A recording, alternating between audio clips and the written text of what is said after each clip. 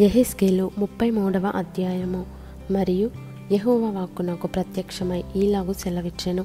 నరపుత్రుడా, నీవు నీ జనులకు సమాచారము ప్రకటించి వారితో ఇట్లనుము. నేను ఒకానొక దేశము మీదికి ఖడ్గమును రప్పింపగా ఆ జనులు తమలో ఒకనిని ఏర్పరచుకొని కావలిగా నిర్ణయించిన ఎడల అతడు దేశము మీదికి ఖడ్గము వచ్చుట చూచి బాకా ఊది జనులను హెచ్చరిక చేసిన సమయమున ఎవడైనను బాకానాదము వినియును జాగ్రత్త పడనందున ఖడ్గము వచ్చి వాని ప్రాణము తీసిన ఎడల వాడు తన ప్రాణమునకు తానే ఉత్తరవాది. బాకానాదము వినియును వాడు జాగ్రత్త పడకపోయెను గనుక తన ప్రాణమునకు తానే ఉత్తరవాది. ఏలయనగా వాడు జాగ్రత్త పడిన ఎడల తన ప్రాణమును రక్షించుకొనును. అయితే కావలివాడు ఖడ్గము వచ్చుట చూచియు బాకా ఊదనందు చేత జనులు అజాగ్రత్తగా ఉండుటయు ఖడ్గము వచ్చి వారిలో ఒకని ప్రాణము తీయుటయు తటస్థించిన ఎడల వాడు తన దోషమును బట్టి పట్టబడినను నేను కావలివాని యొద్ద వాని ప్రాణమును గూర్చి విచారణ చేయుదును. నరపుత్రుడా, నేను నిన్ను ఇశ్రాయేలీయులకు కావలివానిగా నియమించి ఉన్నాను గనుక నీవు నా నోటి మాటను విని నాకు ప్రతిగా వారిని హెచ్చరిక చేయవలెను. దుర్మార్గుడా, నీవు నిశ్చయముగా మరణమునొందుదువు అని దుర్మార్గునికి నేను సెలవీయగా అతడు తన దుర్మార్గతను విడిచి జాగ్రత్త పడినట్లు నీవు ఆ దుర్మార్గునికి నా మాట తెలియజేయని ఎడల ఆ దుర్మార్గుడు తన దోషమును బట్టి మరణమునొందును గాని అతని ప్రాణమును గూర్చి నిన్ను విచారణ చేయుదును.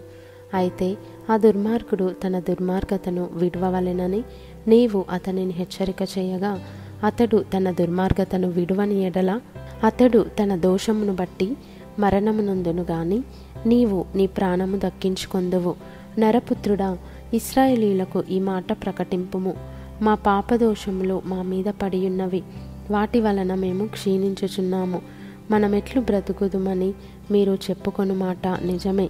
కాగా వారితో ఇట్లనము, నా జీవముతోడు దుర్మార్గుడు మరణమునందుట వలన నాకు సంతోషము లేదు.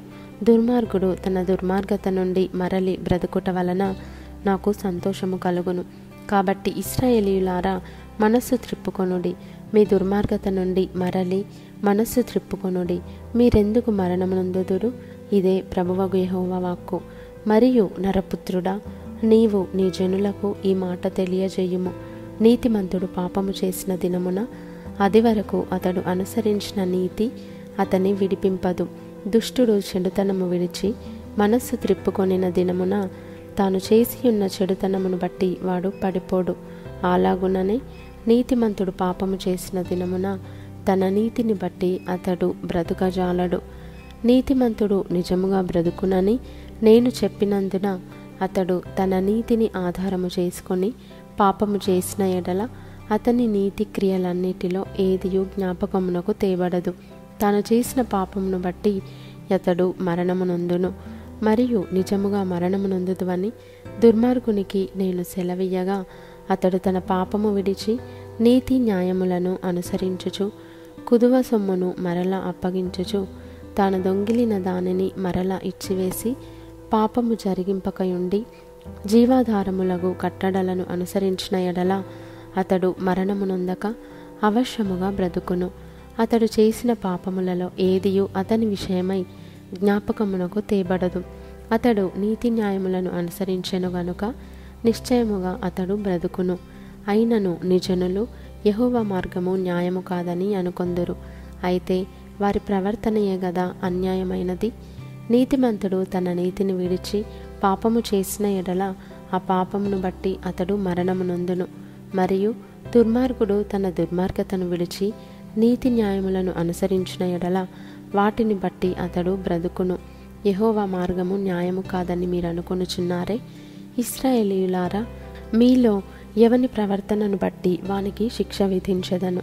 మనము చెరలోనికి వచ్చిన 12వ సంవత్సరము 10వ నెల 5వ దినమున ఒకడు యెరూషలేములో నుండి తప్పించుకొని నా యొద్దకు వచ్చి పట్టణము కొల్లపెట్టబడినని తెలియజేసెను. తప్పించుకొనిన వాడు వచ్చిన వెనుకటి సాయంత్రమున యెహోవా హస్తము నా మీదికి వచ్చెను. ఉదయమున అతడు నా యొద్దకు రాకమునుపే యెహోవా నా నోరు తెరవగా పలుకుటకు నాకు శక్తి కలిగెను. అప్పటి నుండి నేను మౌనిని కాకయుంటిని. మరియు యెహోవా వాక్కు నాకు ప్రత్యక్షమై ఈలాగు సెలవిచ్చెను, నరపుత్రుడా, ఇశ్రాయేలు దేశములో పాడైపోయిన ఆయా చోట్లను కాపురమున్నవారు అబ్రహాము ఒంటరి అయి ఈ దేశమును స్వాస్థ్యముగా పొందెను గదా, అనేకులమైన మనకును ఈ దేశము స్వాస్థ్యముగా ఇయ్యబడదా అని అనుకొనుచున్నారు.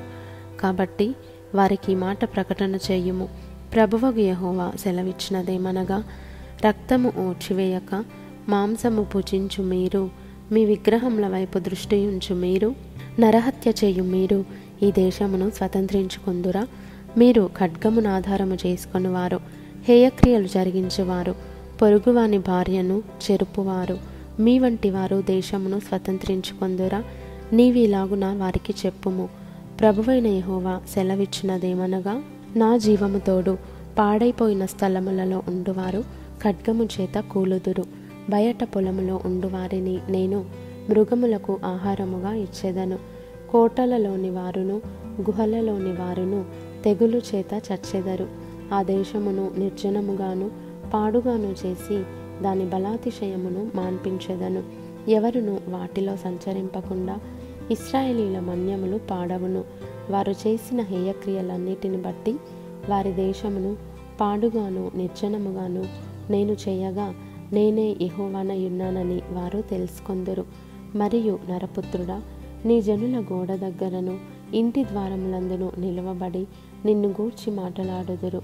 ఒకరినొకరు చూచి పోదము రండి, యెహోవా యొద్ద నుండి బయలుదేరు మాట ఎట్టిదో చూతము రండి అని చెప్పుకొనుచున్నారు. నా జనులు రాదగిన విధముగా వారు నీ యొద్దకు వచ్చి నా జనులైనట్టుగా నీ ఎదుట కూర్చుండి నీ మాటలు విందురు గాని వాటిని అనుసరించి ప్రవర్తింపరు. వారు నోటితో ఎంతో ప్రేమ కనుపర్చుదురు గాని వారి హృదయము లాభమును అపేక్షించుచున్నది. నీవు వారికి వాద్యము బాగుగా వాయించుచు మంచి స్వరము కలిగిన గాయకుడవుగా ఉన్నావు. వారు నీ మాటలు విందురు గాని వాటిని అనుసరించి నడుచుకొనరు. అయినను ఆ మాట నెరవేరును. అది నెరవేరగా ప్రవక్త యొకడు తమ మధ్య నుండెనని వారు తెలుసుకొందురు.